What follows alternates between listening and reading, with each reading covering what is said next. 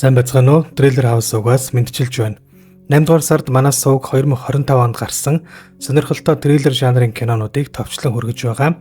Өнөөдөр та бүхэнд өнгөрсөн 3 дугаар сард Европын цөөн улсад нээлттэй хийсэн Франц Бельги улсуудын хамтын бүтээл болох Бел Стайнерийн Нууцлаг аллах хэмээх киног хүргэхээр бэлтлээ. Найруулагч Бенуа Жакогийн найруулсан киноны гол дүрүүдэд жүжигчин Гийом Кане, Шарлотта Гинсбурнаар тогложээ. Киноны үйл явдал руу орохоос өмнө та бүхэндээ манай энэ сарын спонсор болох E-Motors Mongolia-гийн дотоодын зах зээлд оруулж ирж буй Speed F5 скутерийг товч танилцуулъя. Та өдөр бүр түрээсийн скутерт хичнээн төгрөг зарцуулдгаа тооцож үзсэн үү? Харин энэхүү бат бөх их биетэй хурдны шатлал бүхий 3.1 горимтой дээд тал нь 50 км/цаг хүртэл хурдлах чадaltaй, донцлогоо зохицуулах хамаржинтай, тавцан дээрээ дундаж оврын хайрцагтай ачаад тээвэрлээд явах боломжтой, LED хянах дэлгэцтэй, хүчирхэг дохионы гэрэлтэй 700 ваттын моторын чадaltaй энэхүү 2025 оны шин загварын хүчирхэг скутерийг та өөртөө нэг удаа хөрөнгө оруулалт хийж өөрийн болгосноор төгжрөлд баяртай гэж хэлж өдөр бүр урсан гарах зардлаа хэмнэж боломжийн үнээр өөрийн гэсэн авсархан унаатай болох боломжтой. Төлбөрийн тухайд санаа зовлтгүй StorePay, MonPay, Simple, Lend сегмент сон зэрэг аппликейшнуудаар дамжуулан та зээлээр хувааж төлөх нөхцөлтөөр худалдаж авах боломжтой. Мөн хүргэлт үнэгүй дээр нэмээд гэр ахуйн бараа бүтээгдэхүүн бэлгэлж байгаа гэсэн шүү. Холбогд утасны дугаар 9717 7067 97 57 77. Киноны эхэнд гол дүрүүд болох лицей сургуулийн математикийн багш Пьер болон түүний эхнэр болох нүдний эмч Клея нартай танилцах болно. Тэд бол хүүхэдгүй дундаж иргэн насны энгийн л нэгэн гэр бүл бөгөөд өдөр тутмын амьдрал нь ажил гэргэсэн нэгэн хэм маягаар өнгөрдөг хос. Мөн тэдний гэрт Пьерийн багшилдаг лицей сургуульд өөр хотоос сурахаар ирсэн Клеягийн сайн найз Лорены охин Бел Стайнер тэдэнтэй цуг амьдардаг ажээ. Нэгэн орой тэд найзуудынхаа гэрт үжлэх дөрөгдөж, Пьер явалгүй гэртээ үлдэж, гэрийнхээ доод давхрын өрөөнд хүүхдүүдийн дэвтрийг шалгахаар үлддэг бол Клея үжлэгт явах замаараа найзуудтайгаа кино үзэхээр тохирсон Белийг кино театрын үүдэнд буулгаад өөрөө цаашаа явж найзынхаа гэрийн үжлэгт очдог. Тэр шөнө Пьер доод давхарт ажиллаа хийгээд сууж байхдаа цаа талын байшингийн эмэгтэйг цонхон дээрээ хувцас тайлж байгааг харах бөгөөд яг тэр үед нөгөө талын цонхыг Бел тогшиж гэртээ ирснээ мэдэгдэх болно. Тэр үед Клея түүн рүү залгаж Бел ирсэн үү гэж асуугаад түүнийг үжлэгт ирэхгүй юм уу гэхэд Пьер Бел дөнгөж сая ирлээ, би ядраад байна ингэсгээд орондоо орж унтлаа гэж хариулдаг. Тэгээд Пьер орондоо орж унтах ба өглөө түүний Клеяс ирээж тэр ажилдаа явж хичээлээ заачаад байж байтал сургуулийн нэгэн ажилтан ихтер нь залгасан яаралтай гэртээ эргэж хэлүүлсэн болохыг хэлж Пьер ч гэрлүүгөө яаран явж очтол шоконд орж сэтгэл санааны хүнд байдалд орсон ихтер нь түүнд Бел өгсөн болохыг дуулгана. Пьер охины өрөөнд явж ороод шалан дээр нүцгэн эвдэх Белийн цогцыг хардаг. Белийг өрөөнд нь хоолойг нь боож алсан байх ба Пьер Клея нарын гэрт цагдаа мөрдөгч нар ирж тэднээс байцаалд авах бөгөөд Пьер ч оройжондоо давхарт сууж хүүхдүүдийн дэвтрийг шалгасан шүн Бел ирсэн түүнтэй юм яриаггүй тэр өрөөндөө ороод дахиж гарч яваагүй. Тэгэд мөн өөрийгөө өрөөндөө ороод унтсан талаараа мэдүүлэг өгдөг. Мөрдөгчд түүнд Белийг хамгийн сүүлд амьдаар нь харсан хүн бас энэ хэргийн ганц гэрч болохыг хэлж түүнээс үг унгах гэж олон зүйл асуух болно. Тэгээд Белийн цогцыг морг руу авч явж мөрдөгчд тэднийхээс явсны дараа Пьер Клея хоёр ярилцдаг. Клея Белийн ээж рүү залгаж хэлсэн маргааш түүнийг тосч авна гэдгээ хэлэх бол Пьер түүнээс Белийг яаж олсныг асууна. Клеяч Белийг сэрэхээр дуудаж хариу өгөхгүй болохоор нөрөөнд нь явж ортол Белийг өгсөн байдалтай эвдэж байгааг олсноо хэлдэг. Дараа нь Пьер эмчийн бүтэн үзлэгт орох бөгөөд түүнээс хумсны мөр хөхрөлт гэх зэргээр юу ч илэрдэггүй.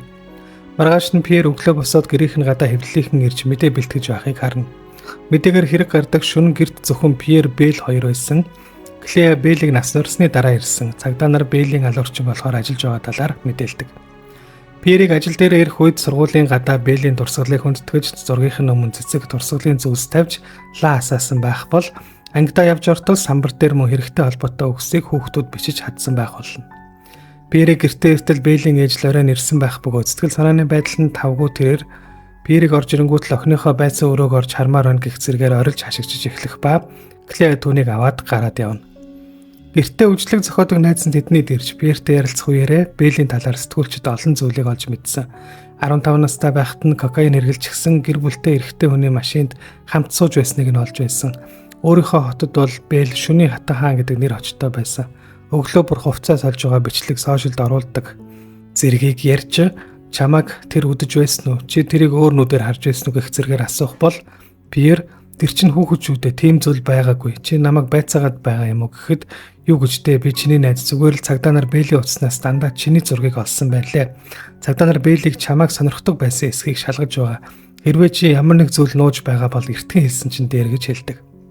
Тэдний Бэйлийн ээж Лорен ахин ирдэг бөгөөд Пьерээс охиныг мань хөнөөж байхад "Чи хаана байсан юм? Сэтгүүлчнэр охины минь эсрэг юм бичиж байна. Яагаад" гэх зэргээр асууж, Пьерч доод давхарт ажиллаж байсан юу ч мдэггүйгээ хэлж түүнээс уучлалт гуйх бол Клеа Лореныг авч яван галт тэргэнд суулгаж гэрлүүн явуулна. Найзынх нь охины үхэлд нөхөр нь буруутгагдаж магадгүй байгаа Клеач мөн яах учраа олохгүй сэтгэл зүйн байдал нь тиймхэн байх бөгөөд вокзал дээр 12 жил уулзаагүй хуучны танилтайгаа таарч түүнтэй эсэг ууж сууснаа хоёулаа унтъя гэж хэлээд түүнтэй унтчихад гэртээ харна. Пьер Клеа хоёр орой хооллох үеэрээ ярилцах ба Клеа Бэйлийн оршуулганд очихгүй сурагчид Пьерт боомлогч гэдэг хоч өгсөн гэдгийг хэлэх бол Пьер энэ хэрэгт надаас гадна чамаагч бас сэжиглэх боломжтой юу гэхэд Клеа "Тийм л дээ. Гэхдээ би хитрхи орой ирсэн. Бэл хэдийн алуулсан байсан" гэх зэргээр ярилцдаг. Маргааш нь мөрдөгч тэднийд ирж Пьертэй ярилцах үеэрээ Бэлийг алуулдаг шөнөө 3-4 хундаг виски уусан байсныг "Танайх вискиний цуглуулгатай юм байна. Та түүнтэй виски уусан уу?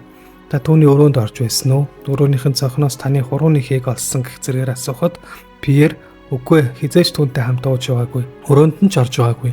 Эвдэрсэн цонхыг нь л янзалж өгч байсан. Эхнэр ба нотлно" гэж хэлдэг. Энэ үеэс эхлээд хэргийн цорын ганц гэрч мөн боломжит сэжигтэн болох Пьерийг төрөл бүрээр байцааж эхлэх бөгөөд мөрдөгчд хэргийн газраас ямар ч ДНХ уул мөр хэргийн сэжүүр олж чадаагүй учраас зөвхөн Пьерт л анхаарлаа хандуулж түүнийг эвдэж амнаас нь үг унгах гэж зөрүүтэй мэдүүлэг авах гэж төрөл бүрийн аргаар оролддогч Пьер тэдэнд өнөөхөл гэрээсээ огт гараагүй, доод давхартай байсан, юу ч сонсоогүй, юу ч мэдээгүй гэдэг зүйлсээ давхар хэлсээр байдаг. Энэ үеэр мөн тэдний хувийн эмч гэр бүлийн найз Пьерт өмгөөлөгч авахыг давхар зөвлөх бол зөвхөн эхнэр Клеан түүний талд байж түүнийг энэ хэрэгт буруу өгөж хамгаалах болно. Дараа нь цагдаа нар Пьерийг мэргэжлийн хүнтэй буюу сэтгэл зүйчтэй хэд хэд удаа уулзуулж болсон эрг явдлаас гадна түүний бэлгийн амьдрал сонирхол хүүхэдтэй болохыг хүсэж байсан уу? Эхнэрээ Бэлийг гэртээ байлгая гэхэд яаж хүлээж авч байсан бэ? Та нууцаар бусдыг ажиглаж харах дуртай юу? Бэлийг нууцаар харж байсан уу гэх зэргээр олон зүйлийг асууж тодруулан байцаалт авдаг бөгөөд Пьер энэ үеэр байцаалтын протокол хөтлж байгаа эмэгтэйг анзаарч хөлийнхөө шагаанд зүүсэн гинжийг нь сонирхон харах болно. Тэрээр эхнэртэйгээ орондоо хөвтөх үедээ байцаалтын үеэр түүнээс юу асуусныг хэлж "Чи яагаад надтай цуг байгаа юм бэ?" гэж эхнэрээсээ асуухад "Яагаад болохгүй гэж чи их сайхан сэтгэлтэй бусад ирчүүдээс огтуur хүн байсан" гэж хариулна. Маргааш нь Пьерийг сэтгэл зүйчдэр очих үед түүнээс асуух зүйл дууссан. "Та хэвийн амьдралдаа буцаж орж болно. Би танд хэргийн мөрдлөгийн үйл явцын талаар мэдээлж байх болно" гэж хэлдэг. Ингээд албан ёсоор хэргийн сэжигтэн байхаа болсон Пьер шууд эхнэрийнхээ ажил дээр явж очин тэд чанга гэгчин тэврэлддэг. Дараа нь энэ үйл явдлыг тохиолдуулан найзуудын баярын оройн зог барих бол мөн Пьерийг эргээд ажилдаа орж ангидаа явж ороход сурагчид нь алга ташин өгтөж авах болно. Пьер ажлаа тараад машинаа барин гэрийнхээ үүдэн дэрэнгүүтээ гэртээ орохоос зайлсхийж шууд өөр тийшээ чиглэн явах бөгөөд явсаар нэгэн ресторанд орж ирэн уух юм захиалан сууж байгаад өнөөх протокол хөдөлдөг хөлийнхөө шагаанд алтан гинжтэй эмэгтэйг олж хардаг. Тэгээд уух юмаа барин хоол идж байгаа тэрхүү эмэгтэй ширээн дээр очиж ярилцах бөгөөд бүсгүйч түүнийг "Хүсвэл миний ширээнд суулдаа" гэж өрнө. Тэгээд тэд хөвгөлтөө яриа өрнүүлж элтэд хоорондоо сэтгэнэх ба ресторанаас гарan цаашаа явж шөнийн клубт орон ярилцаж дараа нь үнсэлцэн. Тэд клубээс гарч машинд сун секс хийж бүсгүй Пьерт "Намайг боогооч" гэж хэлнэ.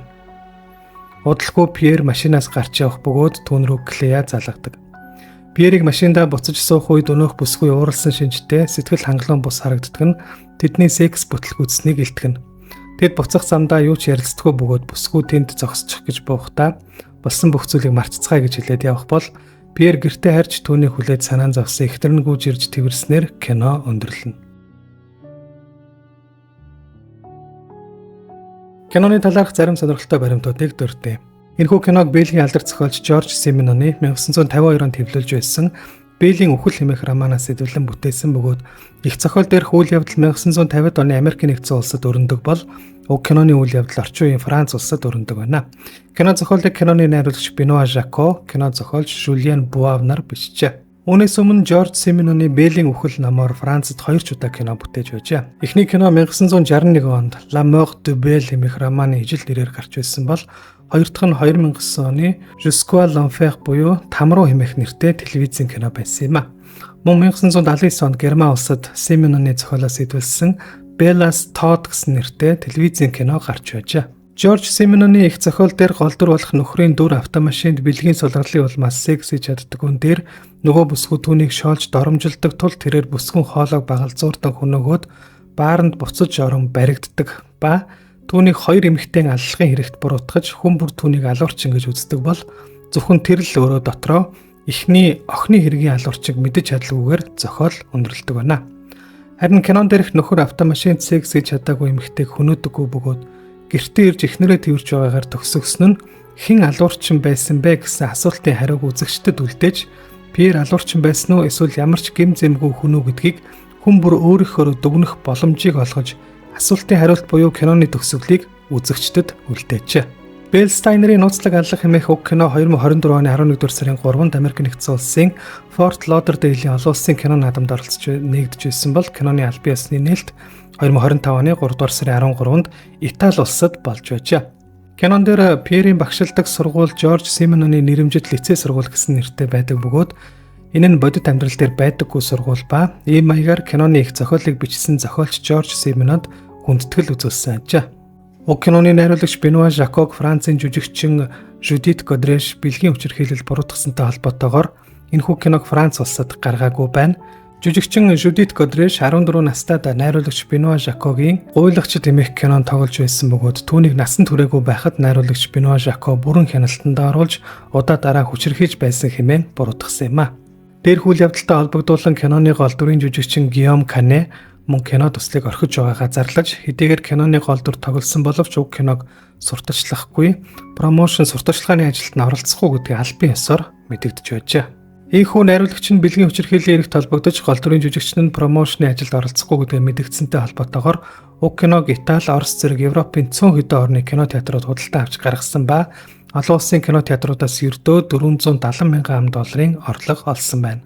Энэхүү та бүхэндээ өнөөдөр гэр бүл болон нийгмийн харилцаа, хувь хүний сэтгэл зүй, жижиг хотын нэгэн хэвийн амьдрал, хүн бүр харагдаж байгаа шиг байдаг үзэрэг олон сэдвүүдийг өндө харуулсан Белл хэмээх драм, гэмт хэрэг, триллер төрөл жанрын шинэ кино хүргэлээ. Мэдээж өнөөдрийн давчлал өргөсөн кинод таалагдсан бол уг киног бүтээр нь олж үзхийг бид зөвлөж байна. Мөн биднийг дэмжиж манай сувгийн subscribe тавчийг дарахаа мартаоцай. Эх 7 хоногт 2 киноны тавчлаар эргэн уулзъя. Хүлээн авч үзсэнд баярлалаа. Баяртай.